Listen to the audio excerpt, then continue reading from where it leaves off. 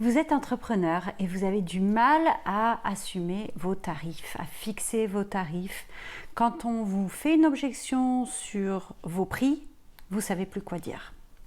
Regardez cette vidéo jusqu'au bout, on en parle et je vous donne 3 astuces pour assumer vos tarifs. Je m'appelle Ise, je suis coach professionnelle et formatrice et je vous accompagne pour développer votre business en coaching individuel mais également en formation, pour développer votre état d'esprit, votre mindset et débloquer les freins qui vous empêchent d'oser gagner en confiance en vous. Dans la description de cette vidéo, vous retrouverez les ressources gratuites pour développer votre business. Et si ces sujets vous intéressent, abonnez-vous à ma chaîne YouTube et activez la cloche pour être prévenu à chaque nouvelle vidéo. En France, les questions d'argent sont des questions taboues. On ne sait pas combien gagne son voisin, on ne sait pas combien gagne son collègue, à moins d'être vraiment assez proche pour pouvoir en parler. Mais en général, ce sont vraiment des sujets tabous qu'on n'aborde pas. Et nous-mêmes, on n'a pas très envie de parler d'argent et de dire combien on gagne. C'est souvent le fait que ce soit tabou dans notre pays qui fait aussi que on peut avoir des freins par rapport à l'argent, des freins quand c'est à nous de fixer nos propres tarifs.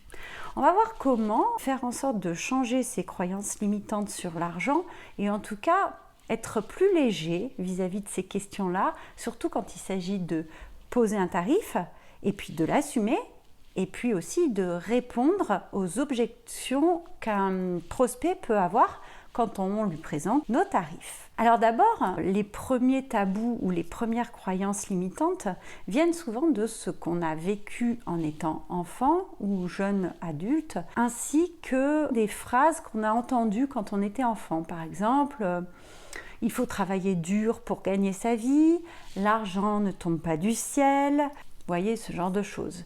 Et puis aussi, par exemple, quand on veut quelque chose qui vaut très cher et qu'on a entendu nos parents dire « Ah mais non, mais tu te rends pas compte, il va falloir économiser pour acheter ça, c'est quelque chose qui a un coût, c'est très important. » Voilà, on met souvent une valeur énorme, une pression sur l'argent qui fait qu'on se monte tout un tas de croyances, un état d'esprit sur l'argent qui est ni faux ni vrai, qui est ce qu'il est, mais en tout cas qui peut nous freiner quand c'est à nous de vendre nos propres prestations.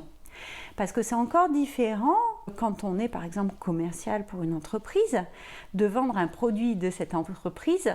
Bon, tout va très bien, de toute façon c'est pas nous, donc on se détache complètement du produit et en fait ça ne nous pose pas de problème de vendre un produit cher.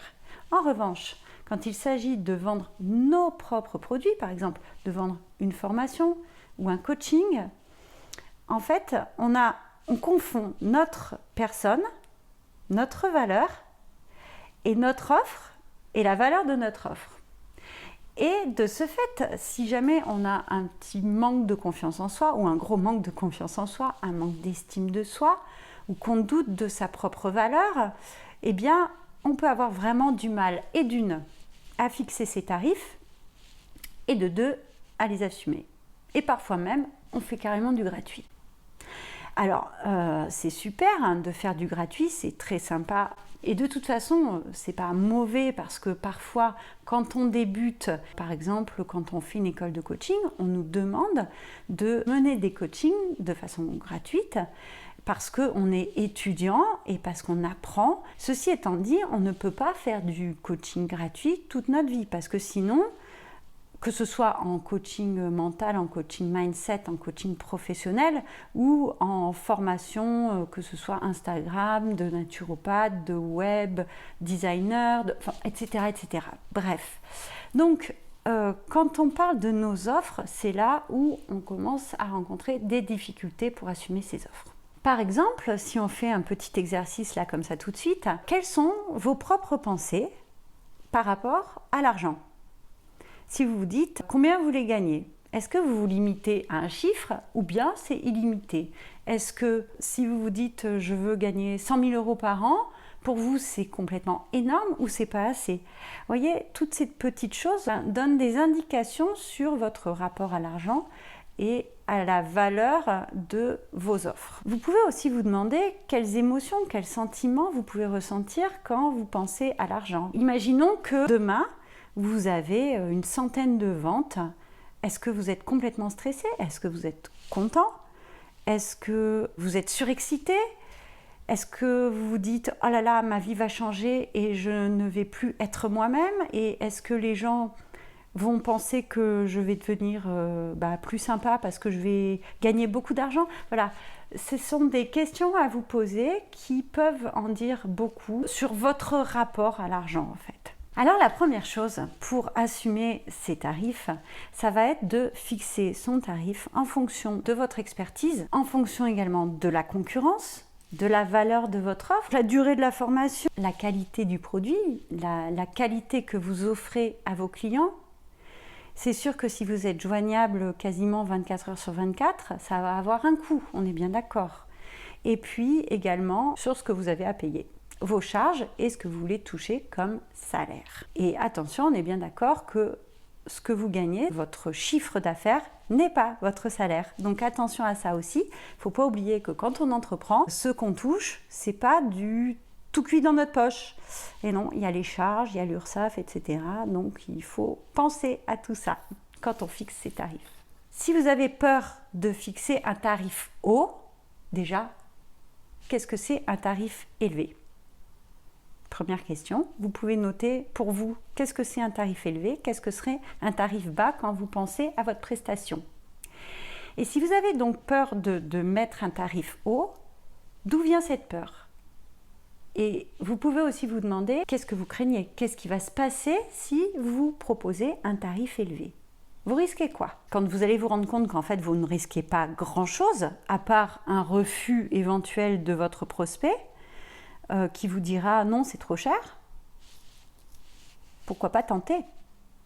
On en vient à notre deuxième astuce, trop cher par rapport à quoi? Faire face aux objections. Donc votre prospect va vous dire oh là là, non mais c'est beaucoup trop cher. Ah, mais c'est pas vous qu'il trouve trop cher, c'est l'idée qu'il se faisait de votre prestation. Et en fait, lui, c'est pareil. En fait, on a tendance à tout ramener à nous, mais lui, c'est pareil. Il a des croyances, il a une éducation, il a un budget, et peut-être que votre offre dépasse son budget. C'est pas grave. Il y a peut-être des possibilités de paiement en plusieurs fois qui vont faire qu'il va accepter. Et puis, vous pouvez lui poser la question, c'est trop cher par rapport à quoi? Vous vous attendiez à quel prix? À quel tarif? C'est intéressant d'avoir une réponse parce que parfois, la personne va vous dire un chiffre, un tarif tellement bas que de toute façon, ça va aller peut-être même pas le coup de travailler avec cette personne puisque vous n'êtes vraiment pas du tout sur la même échelle. C'est pas du tout un jugement de valeur, ce que je dis là. Mais il y a des gens qui sont prêts à mettre un niveau de tarif, d'autres un autre niveau, et il faut que ça corresponde avec le vôtre. Si ça ne correspond pas, c'est pas grave, on ne fait pas affaire et puis c'est tout. Et puis, peut-être qu'en fait, il s'intéresse à votre produit, à votre formation ou à votre coaching, mais que finalement, ce n'est pas vraiment une priorité pour lui. Donc, si ce que vous proposez ne résout pas un problème énorme pour lui, c'est aussi normal qu'il se dise qu'il n'a pas le budget à mettre dans ce produit. Troisième chose que je voulais vous dire, est-ce que je le vaux bien? Ça, c'est la question aussi qu'on peut se poser, c'est-à-dire qu'on peut confondre notre valeur avec la valeur de notre offre. Et c'est pour cette raison que parfois on a du mal à assumer nos tarifs. C'est parce qu'on n'arrive pas à dissocier nous-mêmes ce qu'on est et notre produit. Et ça, c'est vraiment un travail à faire. Vous avez travaillé sur votre produit, vous allez le vendre, vous en êtes fier. Il n'y a pas de raison de le brader. Et comme je le disais en début de cette vidéo, travailler sur sa confiance en soi, sur son estime de soi, va vous permettre d'assumer mieux vos tarifs. À ce sujet, je vous invite à rejoindre ma formation Gagner en confiance en soi qui vous aidera certainement à dépasser ses croyances. Merci d'avoir regardé cette vidéo, j'espère qu'elle vous a plu. Si c'est oui, laissez-moi un pouce en dessous de cette vidéo et dites-moi en commentaire comment vous sentez votre mindset avec l'argent et fixer ses tarifs. Moi, je vous dis à bientôt pour une prochaine vidéo. Ciao, ciao!